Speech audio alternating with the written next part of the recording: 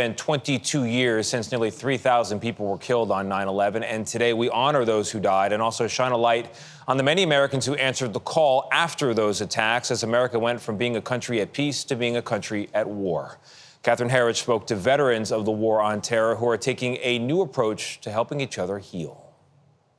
Where we come from, you pull the trigger if it solves a problem. I was a problem that had to be solved. A retired Delta operator, Derek Natalini, told CBS News he wouldn't trade his 20 years of service for anything, but it came with a price. I felt like I was hiding who I was from everybody. I didn't understand why I couldn't think. I didn't understand why I couldn't feel responsibly.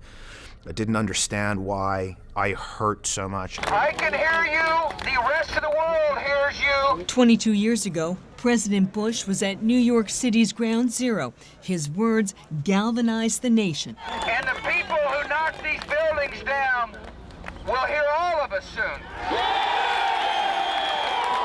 And within days, elite military and intelligence operatives known as shadow warriors became the tip of the spear. There's a calling.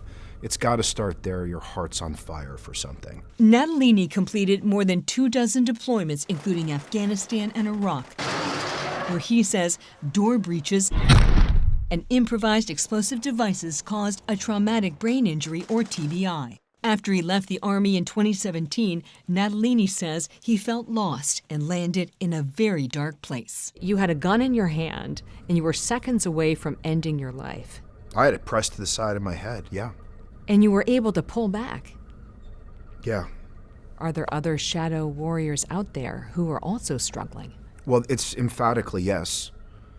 Emphatically yes. According to recent VA data, the suicide rate for veterans was 57% greater than non-veterans. The rate of suicide amongst all veterans, but shadow warriors in particular, is obscenely high. For more than a decade, Pac Fancher has raised money for educational scholarships benefiting the children of fallen intelligence and military operatives.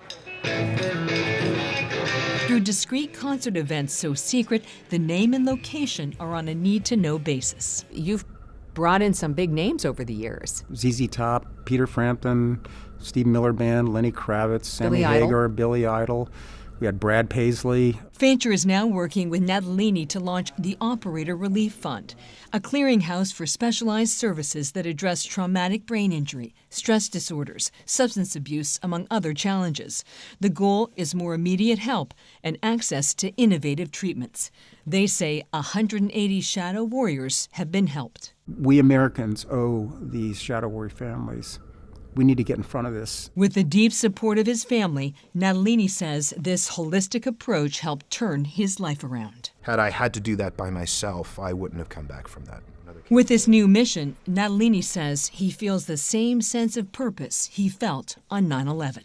We have an authentic desire to care for that person and that person's spouse. We are working to get it right one person at a time. What we learned through our reporting is that there's a real grassroots effort to help these veterans and their families who've also shouldered the burden of multiple deployments and to offer that help in a way that can complement existing VA services. Tony. Jeez, it's hard to imagine. It's been 22 years. You've got a new generation of military recruits don't even remember, weren't alive on 9/11, and we've got to take care of the ones who were alive and who answered the bell. Catherine, thank you very much.